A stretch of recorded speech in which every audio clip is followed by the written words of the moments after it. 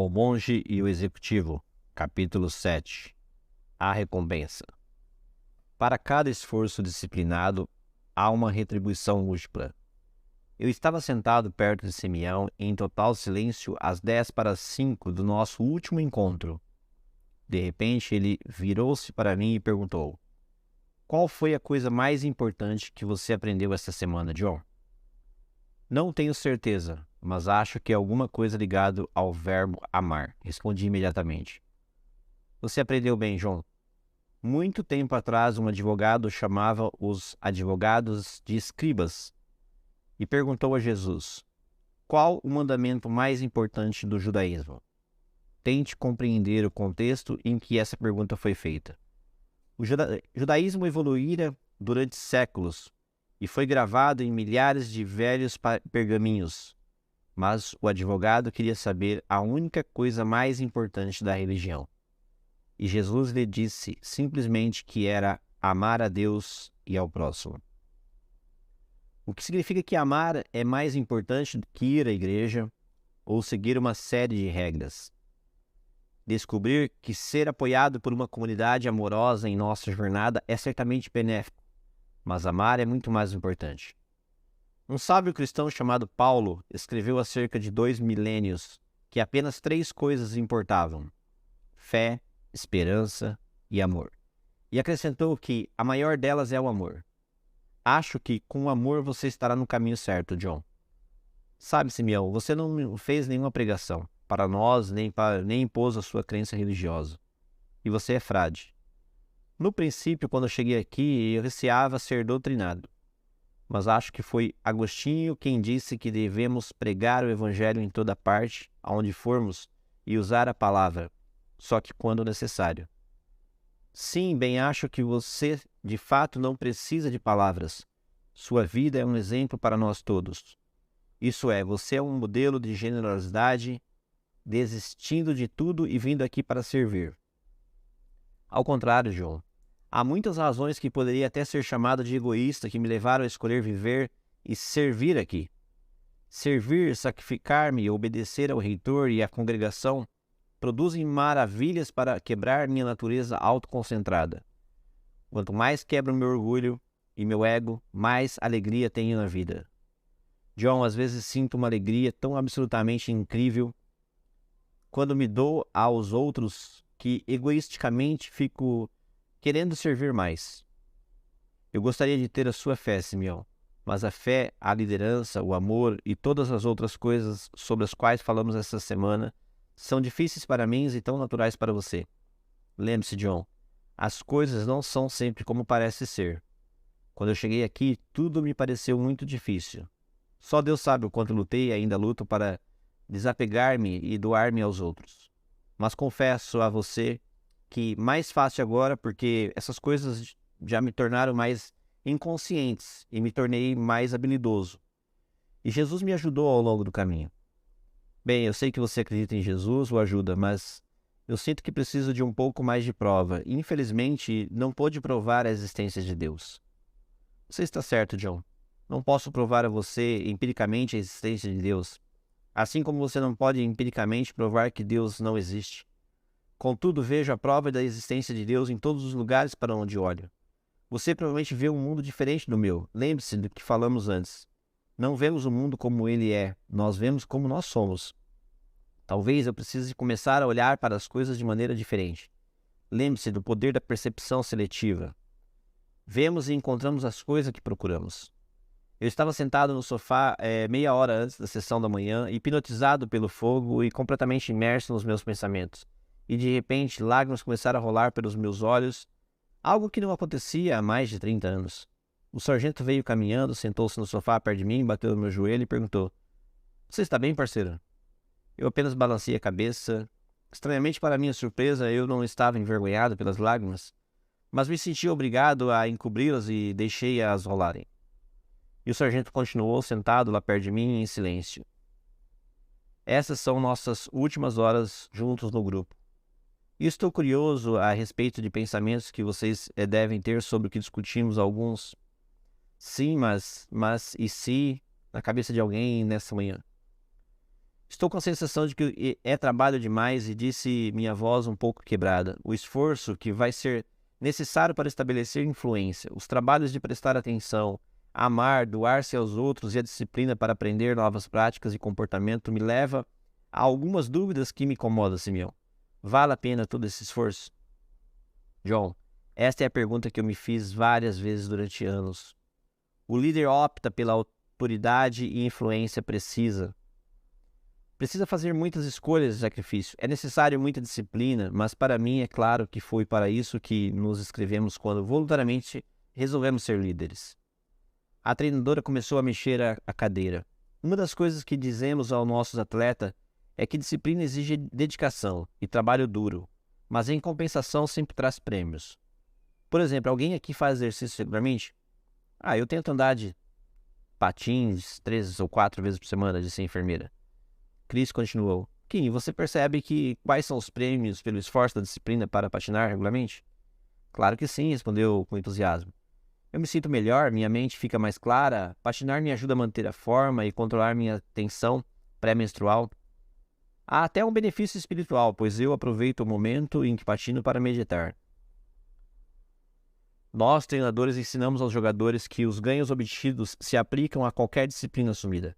Pense no prêmio pelo treinamento para usar urinol, escovar os dentes regularmente, aprender a ler, a escrever, a tocar piano, aprender a costurar, seja lá o que for, aprender a fazer, neste caso, a disciplina exigida para liderar com autoridade nos trará ganhos benefícios. Você está certa, Cris, Simeão respondeu, parecendo satisfeito. De fato, há muitos prêmios, os que gosto de chamar de recompensa. Alguém pode citar? Algum aí? Bem, vou começar pelo óbvio, a diretora respondeu. Quando optamos em doar-nos, servimos e nos sacrificamos pelos outros, nós construímos influência. Um líder que sabe exercer a influência é um líder cujas habilidades estão se desenvolvendo. Obrigado, Tereza. O que mais? Isso nos dá uma missão na vida, a sargento anunciou corajosamente. O que você quer dizer com isso, Greg? Simeão perguntou. Uma das razões pelas quais gosto da vida no exército é que ela nos dá uma missão, um objetivo, uma visão, uma razão para acordar de manhã. Como a treinadora disse, há várias recompensas pelos esforços de disciplina, inclusive a disciplina exigida para ser um militar. Uma pessoa, a missão de construir autoridade servindo aqueles pelos quais o líder é responsável, poderia dar ao líder uma visão real da direção que ele ou ela vai tomar. E quando se tem essa visão, a vida passa a ter um propósito e um significado. Linda colocação, Greg. Muito obrigado por esse presente, Simeão Sovil. Quando examinamos tudo o que se requer para liberar com autoridade, percebemos logo que isso exige muito trabalho e esforço. O trabalho de tratar os outros com bondade, de ouvir ativamente, de ter que se expressar considerações e elogiar, de recompensar, de reconhecer, de estabelecer padrões, de deixar claras as suas expectativas, de dar as condições para manter o padrão estabelecido. Isso é de fato uma missão diária, como Greg disse. Pensando nisso, o pregador acrescentou: disciplinar-se para liderar com autoridade parece uma declaração de missão, pessoal.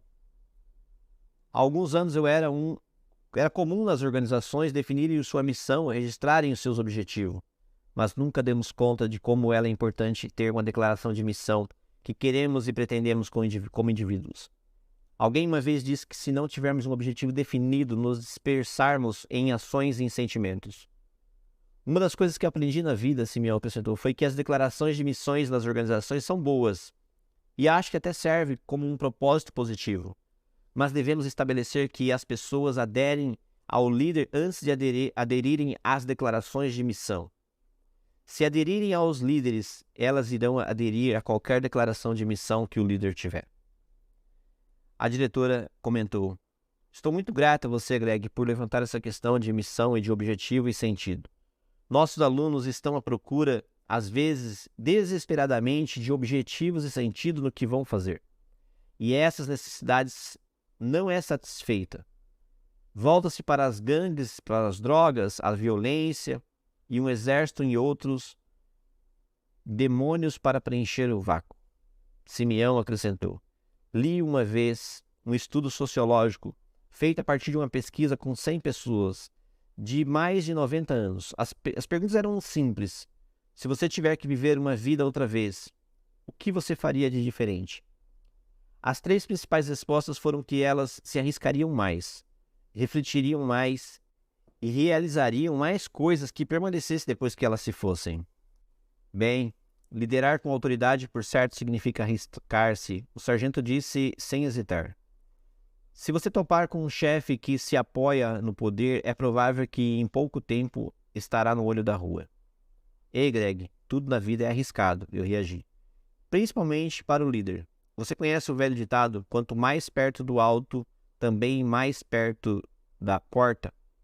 Paul Phillips, o ex-treinador de Wollston Warren, uma vez disse: há apenas 2 espécies de treinadores, as que são despedidos e aos que estão para ser despedido. Encare essa. O líder corre o risco de qualquer maneira. Eu gosto da parte da pesquisa que fala em refletir mais. A enfermeira disse tranquila. No princípio dessa semana, Simeão nos pediu para refletir mais sobre a tremenda responsabilidade de ter seres humanos confiados aos nossos cuidados. Acho que esses 100 velhinhos estão certos. Devemos refletir mais sobre nossas responsabilidades hoje e não quando estivermos em um asilo de velhos. O pregador acrescentou: gosto da parte da pesquisa sobre realizar mais coisas que permanecem depois da nossa morte, pois passei muito tempo com idosos e essa questão de ter trazido uma contribuição para a vida dos outros é fundamental para que o envelhecimento e a morte se deem em paz. No fim, a única questão importante será: que diferença nossa vida fez no mundo? Se exercemos lideranças dentro do conceito que vimos durante essa semana, teremos a oportunidade única de fazer uma real diferença na vida das outras pessoas. A alternativa a seguir é a multidão, é liderar a maneira antiga do faça isso ou se não. Mas claro, os que seguem essa multidão nunca serão seguidos por ela. A diretora disse: fazer diferença na vida dos outros é muito importante. Uma tribo de índio-americanos tem um velho ditado que diz: quando você nasceu, você chorou, e o mundo se regozijou. Viva a sua vida de tal maneira que, quando você morrer, o mundo chore e não se regozije. Que ditado bonito, Teresa, a enfermeira exclamou. Simeão, parece que outras recompensas seriam uma vida de harmonia espiritual. Se de fato estivermos liderando com autoridade, nos doando aos outros, estaremos seguindo a regra de ouro. Nossas vidas estarão em sintonia com Deus e nosso poder mais alto se referirem. Fiz um curso de religiões comparativa e me lembro de ter lido um clássico de Hudson Smith, que The Religion of Man, As Religiões dos Homens. No epílogo, ele discute o relacionamento entre as grandes religiões do mundo e conclui que um ponto muito importante é que elas são iguais, isto é, cada uma das grandes religiões contém uma versão de regra de ouro. Grande observação, Kim, a treinadora comentou. Eu sempre quis saber como integrar minhas crenças espirituais com o meu trabalho e acho que estou encontrando uma pista aqui. Como Vince Lombardi diz, nós não temos que gostar dos colegas e os cécios, mas como líderes somos instalados a amá-lo, tratá-lo como gostaria de ser tratado e como quero ser tratado. Quero que meu líder seja paciente comigo, me dê atenção, me valorize, me incentive, seja autêntico comigo, me trate com respeito, satisfaça minha necessidade quando surgir e me perdoe quando eu errar. Seja honesto comigo, me dê retorno, que me dê condições de atingir os objetivos e, por fim, seja compreendido. Então, a regra de ouro que diz como devo me comportar em relação aos meus liderados é exatamente como eu gostaria de ser tratada. Se de fato temos um Pai no céu, e é claro que estou convencido disso, falou Simeão suavemente, parece que me é claro que as regras deste Pai seja que nos amamos uns aos outros. Não amar no sentido de como nos sentimos em relação aos outros, mas de maneira como nos comportamos em relação aos outros. Deixe-me fazer uma analogia sobre a minha situação de pai de 5 filhos e a situação de Deus com seus filhos. Como pai, e por mais que eu desejasse que fosse diferente, sei que meus filhos nem sempre se darão bem entre si. Eu sei que haverá conflito, eu sei que eles também podem não gostar um do outro, mas o que eu espero é que eles se tratem com respeito, que se trate como pessoas importantes, que é cada um deles, que se trate como gostaria de ser tratado. Ela era a norma da minha casa. Vocês não acham que Deus olha para seus filhos dessa maneira? Nem mesmo o sargento fez objeção a esta fala durante o intervalo de manhã. Esta é a nossa última hora junto. Simeão começou. Discutimos as várias recompensas que nos chegam quando somos disciplinados para liderar com autoridade. Mas há ainda a recompensa valiosa de que se deve ser mencionada, é a recompensa da alegria. Alegria, Simeão? O sargento perguntou respeitosamente. O que é felicidade tem a ver com a liderança? Eu falo de alegria, Greg, não de felicidade, porque a felicidade é baseada em acontecimentos. Se as coisas boas acontecem, eu estou feliz. Se acontecem coisas más, eu estou infeliz. A alegria é um sentimento muito mais profundo de que não depende de circunstâncias externas. A maioria dos grandes líderes que se apoiaram na autoridade tem falado dessa alegria. Buda, Jesus Cristo, Gandhi, Martin Luther King, até Madre Teresa de Calcutá. A alegria é satisfação interior e a convicção de saber que você está verdadeiramente em sintonia com os princípios profundos e permanentes da vida. Servir aos outros nos livra das algemas e do ego e da concentração em nós mesmos e destrói a alegria de viver. Tive vontade de falar. Minha mulher me disse que tem muitos clientes autoconcentrados que jamais crescem emocionalmente. Ela me explicou isso da seguinte maneira. Em certos sentidos, os nascimentos e as crianças são o máximo em matérias de egoísmo. Verdadeiras máquinas de necessidades e de vontades. Para uma criança, suas necessidades e vontades são primárias, exigidas, gritadas, porque de fato a sobrevivência da criança está em jogo. Por volta dos terríveis 2 anos, quase todas as crianças praticamente se tornam tiranas, subordinando o mundo em seus desejos e comandos. Infelizmente, muitas pessoas jamais saem do estágio do eu primeiro. E passam a vida como criança e 2 anos vestidas de adulto, querem que o mundo satisfaça suas vontades e necessidades. Essas pessoas que deixam de crescer se tornam cada vez mais egoístas e autoconcentradas. Elas constroem muros emocionais em torno de si. Minha mulher me disse que essas pessoas são terríveis, solitárias e infelizes. O pregador acrescentou: muitas vezes digo aos jovens que um dos benefícios do casamento é dar aos casais a oportunidade de saírem do autocentrismo, tornando-se atento às necessidades de seu marido ou mulher. Ter filhos é outra oportunidade de crescer e superar esse nosso egoísmo. Ao doar-se a elas, um dos nossos desafios da nossa vida de solteiro ou de quem vive sozinho é não se tornar exageradamente autocentrado. As pessoas autocentradas são as pessoas mais solitárias e menos alegres que eu conheço. A enfermeira voltou a falar. Parece que nosso ego, nosso orgulho e egoísmo muitas vezes inferem.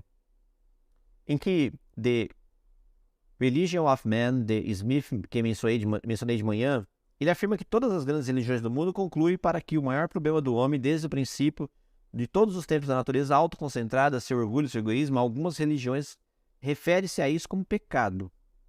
Smith concluiu que todas as grandes religiões do mundo ensinam a superar nossas naturezas egoístas. O pregador sugeriu: minha fé me ensina que o homem nasce com essa maldição chamada pecado original. Talvez nossa natureza egoísta seja o pecado original. Ontem nós fizemos a pergunta: o que é a natureza humana? Quando pensei nessa pergunta ontem à noite, compreendi que minha natureza mais básica a procurar ser um número 1 conclui que doar aos outros certamente não é natural. Como quem disse, disciplinar-se para doar aos que os outros é aprender a fazer o que não é natural. A diretora acrescentou: C.S. Lewis, um dos meus autores prediletos, uma vez disse que se você não acreditar que é autocentrado, provavelmente é autocentrado. Para ilustrar essa afirmação, ele nos desafia a olhar para a sua coleção de fotografia de família e perguntar se a nós mesmos: julguei ou não a qualidade da foto dependendo de como eu saí nela? Obrigado pela contribuição, Simeão sorriu balançando a cabeça. Amar aos outros, doar-se, liderar com autoridade, nos forçam a quebrar nossos muros de egoísmo e ir ao encontro das pessoas. Quando negamos nas nossas próprias necessidades e vontades e nos doamos aos outros, crescemos. Tornamos menos autocentrados e mais consistentes do que os outros. A alegria é uma consequência dessa doação.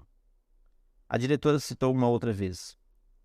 Uma vez perguntada ao Dr. Carlin Menninger, famoso psiquiatra, ele recomendaria a alguém que, se estivesse ao ponto de ter uma crise nervosa, ele disse que a pessoa sair de casa e ir ao encontro de alguém necessitando de ajuda e ajudar essa pessoa. Acho isso bastante óbvio, afirmou o sargento. Quando ajudamos alguém, naturalmente nos sentimos bem, mesmo quando assino um cheque para uma obra de caridade. Acredito que uma das maiores motivações é o fato que isso me faz sentir bem. Obrigado por sua honestidade, Greg, disse Simeão. Eu tenho uma citação para você e de uma das minhas pessoas favoritas, Dr. Albert Schweitzer. Ele disse: eu não sei qual será o seu destino, mas uma coisa eu sei. Os únicos que serão realmente felizes são os que buscaram e descobriram o que é servir.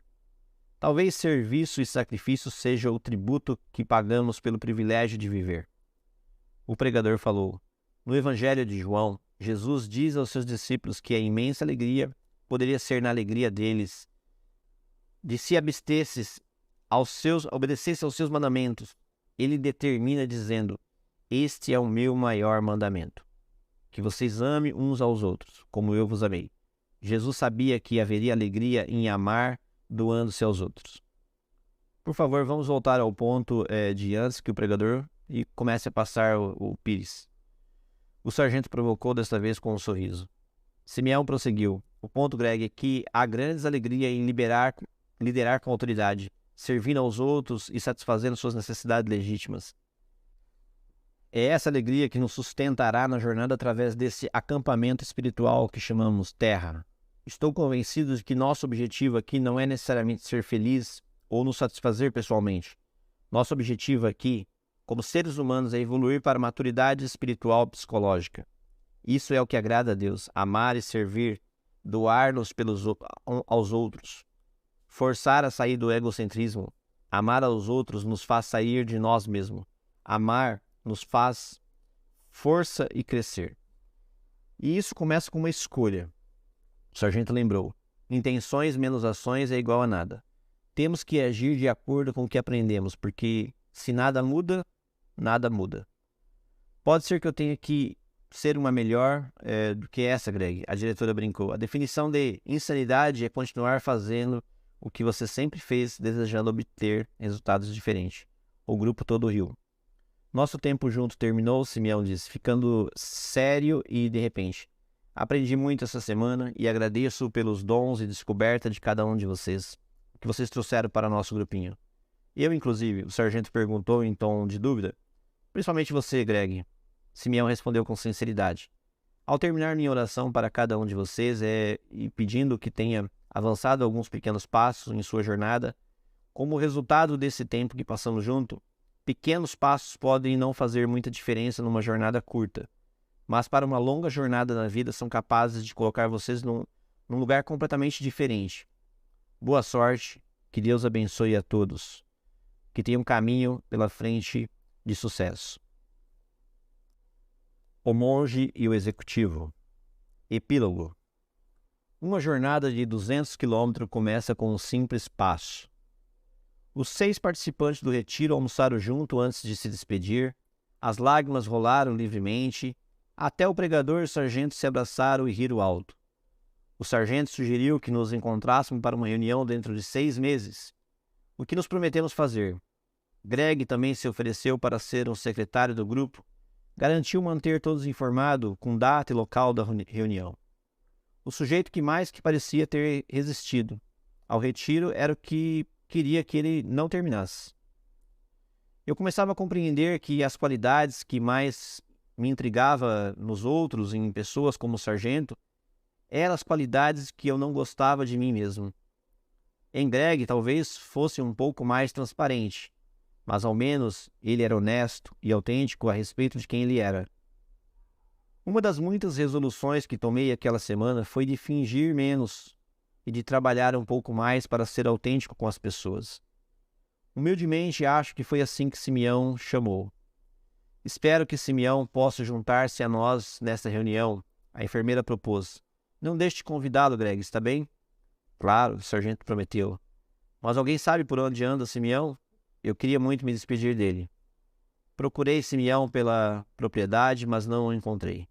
Peguei minha mala e saí do quarto para sentar-me no banco perto do estacionamento.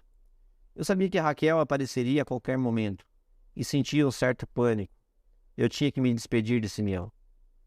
Deixei a mala e caminhei em direção à escada que levava ao lago Michigan. Lá embaixo vi uma figura de um homem descer a escada gritando: Simeão, Simeão! Ele parou, virou-se enquanto eu corria para ele. Nós nos abraçamos e dissemos adeus. Não sei como agradecer a você por essa semana, Simeão. Gaguejei sem jeito. Aprendi coisas valiosas. Só espero que possa aplicar algo do que aprendeu quando voltar para casa. Simeão olhou profundamente nos meus olhos e disse: há muito tempo, um homem chamado Cyrus disse que nada vale aprender bem se você deixar de fazer bem. Você fará bem, John, estou certo disso. Seus olhos me transmitiram a convicção que eu sabia que faria e o que me deu esperança. Mas onde começar, Simeão? Você começa com uma escolha. Devagar, subi os 243 degraus e me sentei outra vez, no banco perto da mala para esperar Raquel. O último carro tinha acabado de sair e o mosteiro estava deserto e silencioso. Sentei-me, ouvindo farfalhar as folhas e secas agitadas pela brisa de outono que vinha do lago. Eu estava perdido em meus pensamentos. Não sei quanto tempo passou até que o som distante de um carro aproximou-se e me trouxe de volta. Pude ver o rastro da poeira seguindo o nosso Mercury branco enquanto ele galgava o caminho de 2 trilhas e entrava no estacionamento. As lágrimas começaram a brotar dos meus olhos e eu fiquei em pé, olhando além do lago Michigan pela última vez. Tomei uma decisão silenciosa. Ouvi a porta do carro bater, virei-me para ver Raquel sorridente, correndo em minha direção. Ela nunca me pareceu tão bonita quanto naquele momento. Raquel correu para meus braços e eu abracei longamente até que ela soltou. Que surpresa, ela brincou. Não consigo lembrar da última vez que eu soltei você primeiro. Que abraço bom.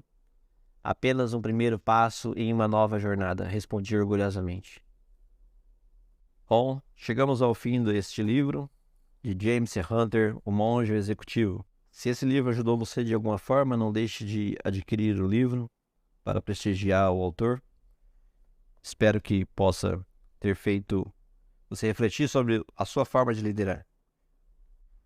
Aproveite para se inscrever no canal, para deixar seu like e curtir os demais livros de liderança, de reflexão na sua jornada neste canal. Muito obrigado.